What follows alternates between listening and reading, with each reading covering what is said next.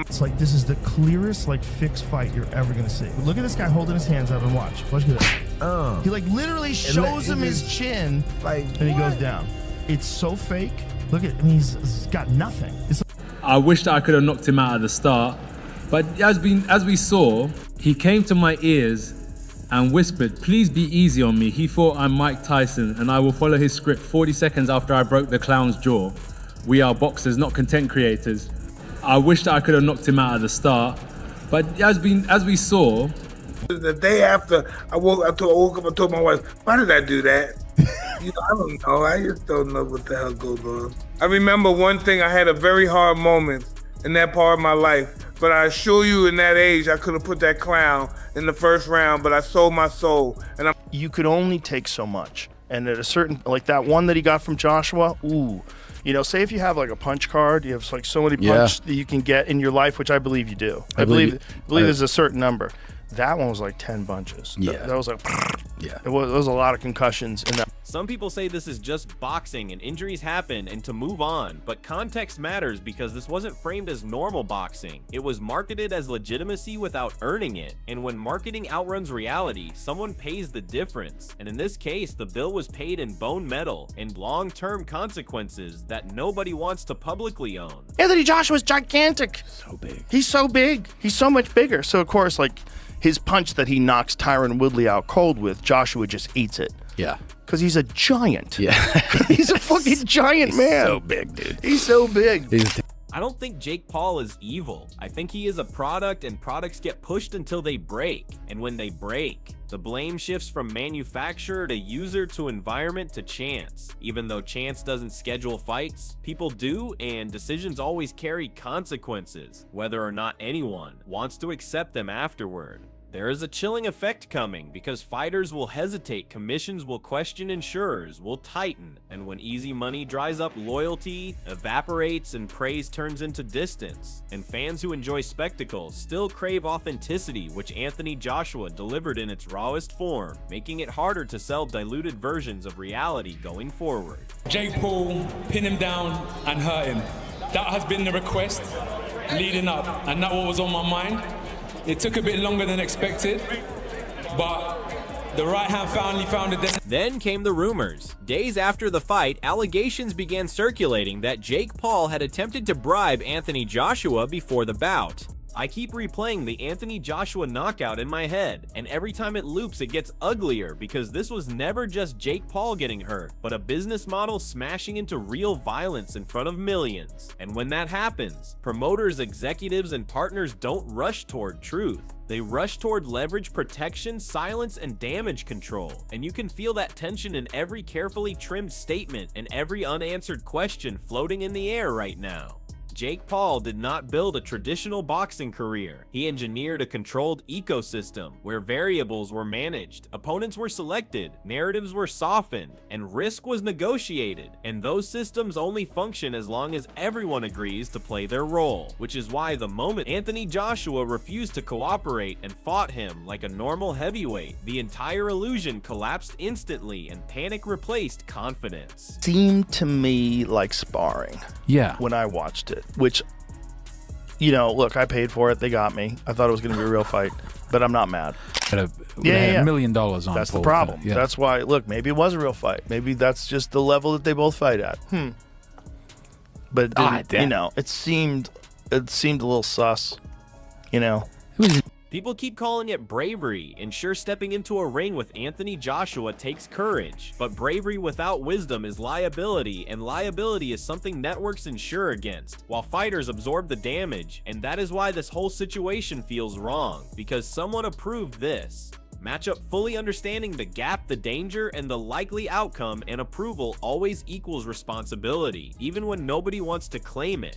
What makes this unsettling is not just the injury, but the precedent, because once an influencer brand is allowed to test itself against elite heavyweight power, you cannot pretend the ceiling is unknown anymore, and every future crossover fight now exists in the shadow of Anthony Joshua's right hand, which stripped promoters of plausible deniability in one violent, unforgettable moment. I mean, I never felt it was anything other than entertainment. I'm not surprised that Anthony Joshua could have knocked Jake Paul out anytime he wanted to. He didn't want to. So why didn't he? Because when you're on a platform like Netflix that turns 1-part episodes into a 6-part series, why would you think that part of their entertainment model is to have a 30-second fight? Why? You watch a Netflix series, you can watch it and you can go, well, I get the gist of it. Why have you got to turn it into 10 episodes? Because I'm dying with boredom after episode. Are you telling me that Netflix probably emphasised, listen guys, take this as long as you can? Anthony Joshua didn't step, irrespective, I sat to all these guys, whether it be Spencer or Paul Smith, talking about the fact that Jake Paul couldn't run, didn't have the footwork to be able to move around the ring. This fallout was predictable, not the exact punch, but the consequences, because boxing history is full of moments where entertainment pushed past common sense and paid for it, later starting with jokes, then curiosity, then concern, and finally regret. And right now, the sport is sitting squarely between concern and regret, where stories begin to shift and timelines quietly get rewritten behind closed doors. I refuse to believe everyone involved was naive, because these are professionals who understand force damage and risk curves, which means the gamble was intentional, and intentional gambles imply someone was expected to lose. And what bothers me is that the outcome clearly wasn't supposed to look this final, this decisive, or this exposing, which is usually where truth starts leaking out. So nuts, right? The fact that he's willing to fight the 2-time heavyweight champion, former Olympic gold medalist. Yeah. A guy who's gigantic in his prime, built like a Greek god. Yeah. And you're going to stand, and he's a one-punch killer. And you're going to stand in front of that guy, and he avoided shots till the 6th round. He just started getting tired. The Mike Tyson memory loss comments still linger for me, because those aren't throwaway lines. They are warning flares, and flares are never fired accidentally. Whether the cause is physical, psychological, or emotional, it adds a layer of unease that never got resolved, only buried under hype until Joshua's knockout dug it back up for everyone to see again. Fighters watching this don't see drama or controversy, they see timing, distance, intent, and the terrifying moment when Jake Paul realized the rules had changed, and the safety net was imaginary. And imaginary safety nets are how careers end abruptly, which is why the reaction behind the scenes has been far colder and more serious than the public commentary suggests. I mean, I told everyone, though, that I would do better than Francis, and that Francis kind of got no chin. So Francis low-key soft. You made it further than Francis. Yeah. So I mean, by 6, he went 6 rounds. You know what that means? What? Joe Rogan's tone shifting after the fight wasn't moral outrage, it was recognition, because when someone who has seen decades of combat damage tells you to think about retirement, it's not about ego or headlines, it's about preventing the next tragedy, and you don't make those pleas unless you recognize a line has been crossed from spectacle into warning sign territory. What we got here? As I look at it, for the fans, it put boxing still on the map, because it keeps boxing relevant. Having exhibition fights like this, different celebrities and different things like that. I look at it as a fun thing for fans and stuff like that. I don't really take it seriously, because we in the business of boxing. That right there is just exhibition stuff. But I'm hearing they say it's a real fight. But yeah, it's a real fight because both guys are getting in there fighting. I'm still the one that be thinking. What we're witnessing now is reputation management in real time, because when clarity takes this long to emerge, it usually means narratives are being negotiated and aligned, and if everything were straightforward, answers would already exist, but instead we're getting noise distractions and reframing, which only deepens suspicion and makes the entire situation feel layered, filtered, and uncomfortable. I mean, Simon, when you look at it, Jake Paul posted on Twitter after the fight, jaw broken, heart and balls intact. That's a good thing. Time to rest, recover, and return to cruiserweight.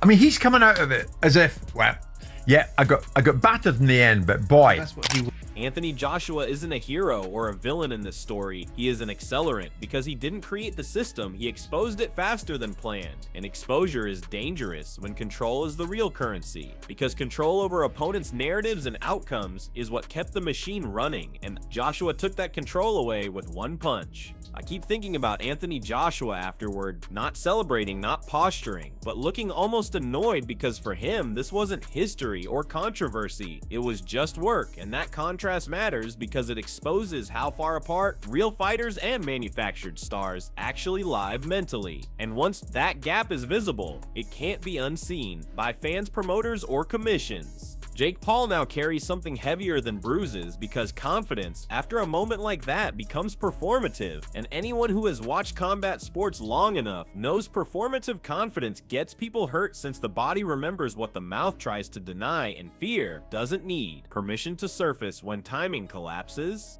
Promoters will never admit it publicly, but the math has changed because Anthony Joshua didn't just win a fight, he shattered a risk model. And when models break spreadsheets, panic before microphones do, which is why meetings behind closed doors are probably louder than any press conference we've seen.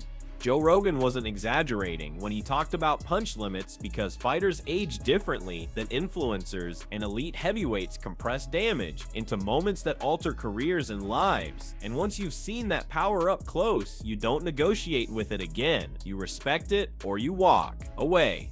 Mike Tyson's involvement in this whole ecosystem now feels darker in hindsight, because when legends start questioning their own decisions out loud, it's usually because something crossed an internal line, and that line isn't about money or ego, it's about identity and regret. Fans pretending this is all fake are missing the most dangerous part, because fake narratives collapse when real consequences appear, and the jaw plates, the memory gaps, and the visible fear afterward don't belong to scripted entertainment, they belong to collision with reality. Anthony Joshua didn't humiliate Jake Paul. He educated him, and education in boxing is brutal because it arrives without cushioning, and when lessons come that fast, they don't leave room for gradual adjustment or protective spin.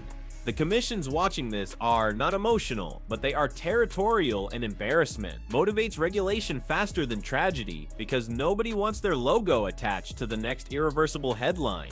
Influencer boxing doesn't die from one loss. It dies from credibility erosion, and that erosion accelerates when outcomes stop being negotiable and start being dictated by physics rather than contracts. Jake Paul's team now has to choose between rebuilding illusion or acknowledging limits, and both paths carry danger because illusion risks repetition and honesty risks revenue, and neither option restores innocence.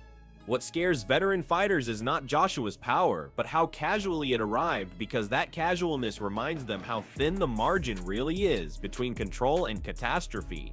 Anthony Joshua walking away uninjured reinforces the imbalance, because the system promised competitive crossover and delivered asymmetry, and asymmetry breaks marketing faster than defeat ever could. Joe Rogan's call for retirement wasn't drama, it was pattern recognition, and patterns in combat sports are written in blood before they're written in policy. Mike Tyson watching this unfold feels symbolic because every generation tries to outsmart violence until violence reminds them it doesn't negotiate. Jake Paul is young enough to recover physically, but psychologically, this changes how the ring feels because the ring remembers even when audiences move on. Promoters hoping fans forget are misreading modern audiences because clips live forever, and knockouts define eras, whether the industry wants them to or not. Anthony Joshua didn't seek to become a cautionary chapter, but history assigns roles without consent, and his role now is proof that elite force ends debates instantly. The silence from certain stakeholders speaks louder than outrage because silence usually means exposure carries legal or financial consequences. Nobody wants to explain. This moment will be referenced quietly whenever similar fights are proposed because nobody wants to be the person who ignored the last warning. Jake Paul can still pivot, but the pivot requires humility, and humility is the hardest sell in a brand built on dominance. And the longer the sport avoids naming what happened, honestly, the longer this fracture spreads because boxing has survived many scandals, but it has never survived pretending physics can be negotiated.